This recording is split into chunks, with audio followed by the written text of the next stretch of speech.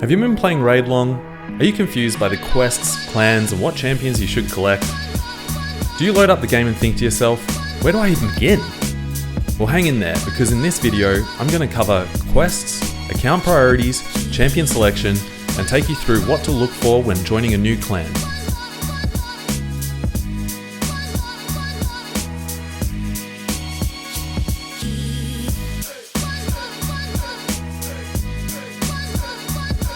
I'm currently a few days into my own free-to-play alt account, and I've been noting everything in the game that I've encountered so far that would have helped me out massively when I first started playing.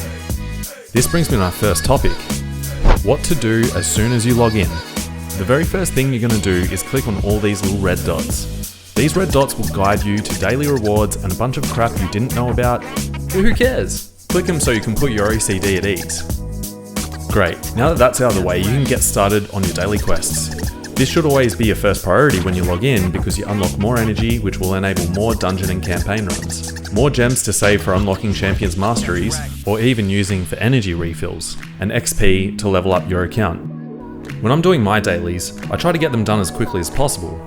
I pick the easy arena fights and basically take shortcuts where I can. There's absolutely no dramas with taking this approach. Once you're done with your dailies, you can move on to your next focus: goal setting and account priorities. Account priorities are always going to be different depending on how far into the game you are. In your first week playing this game, your number one priority should be upgrading your starting champion to level 60. Now this isn't going to happen quickly, and it certainly isn't going to be easy. As you can see here on my account that is a few days old, my Kayle is level 50, and all other champions that I use are level 40. Now I could have leveled 3 of them to level 50 by now, but having 3 more champions at level 50 is not as account changing as having 1 at level 60. So I'm currently using Kayle to solo farm stage 9-3 and brutal campaign, but for the most efficiency I want to be able to solo 12-3. This is going to make ranking and leveling my champions a lot faster and a lot easier. Not only that, but I will be able to push higher stages in dungeons, and Kayle will be an absolute menace in the arena. Unfortunately, this isn't something that can be achieved with Kayle at level 50, so get comfortable with pulling all your mystery shards and training up champions in campaign because the payoff is worth it. The next priority I want to talk to you about is collecting champions that will fit into your teams. While you farm in campaign, you're going to be earning champions as rewards. Not only that, but you'll also get a bunch of ancient shards and maybe a couple of void shards. Now I definitely recommend pulling these straight away in your first couple of weeks playing the game, because you need to start laying the foundation of your dungeon and clan boss teams. Now you're probably thinking, but which ones do I keep and which ones do I feed? And I honestly can't give you an exact answer on this, because there are hundreds of champions in this game, and every champion is unique in their own way. In order to understand if a champion has a place on your roster, you need to understand team compositions. So your teams are normally made up of 5 positions. Of those positions, you need to be able to do damage, you need to be able to take damage, and you need to be able to support your damage dealers and keep everyone alive. This is typically broken down into 1 tank position, 2 DPS positions, and 2 support positions. This obviously varies from team to team, but this is a very basic foundation. Okay, so your tank's job is to mitigate damage. Your DPS's job is, as the name suggests, to do a lot of damage. And your support champions will boost damage, boost speed, heal, or even revive, amongst a bunch of other utility that they may provide.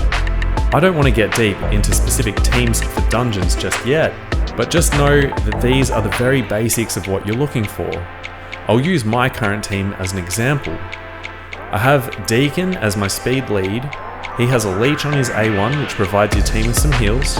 He has turn meter ability on his A3, which leads to his AoE drop defense on his A2. In my DPS slot is Kayle, with massive AoE damage on his A2 and poisons on his other abilities.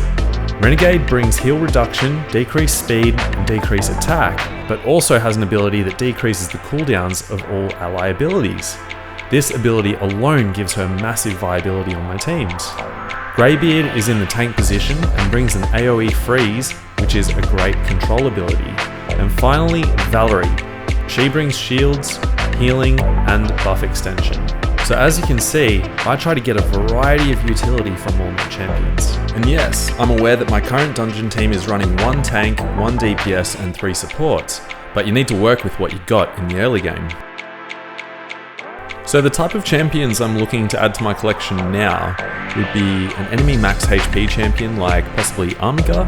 Now, Amiga is an uncommon champion that is quite easy to obtain from pulling mystery shards and buying from the market. He brings a ton of utility to the table.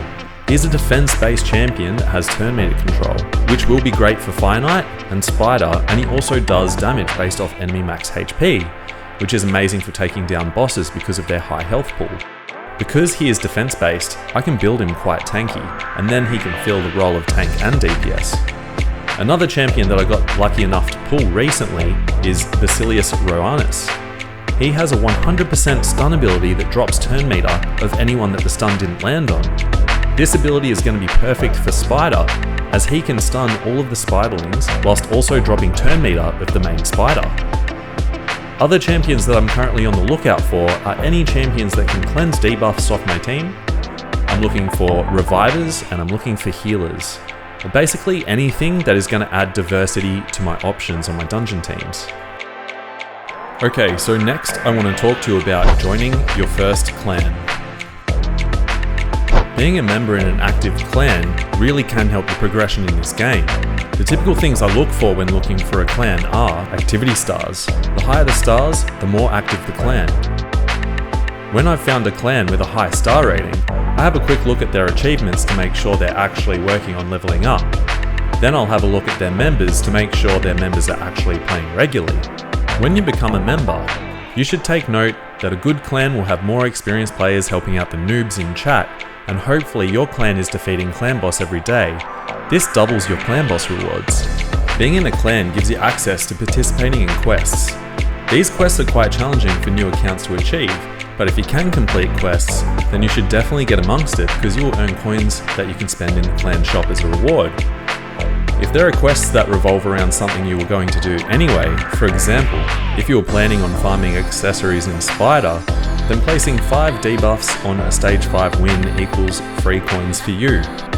The rewards you have access to are limited by your clan's level, but gaining access to extra energy, silver, and champion fragments is certainly nothing to turn your nose up at. That concludes episode 2 of my free-to-play series. If you found anything in this video helpful, please like and subscribe. Comment below if you have any questions or if you have any suggestions on content you would like me to cover.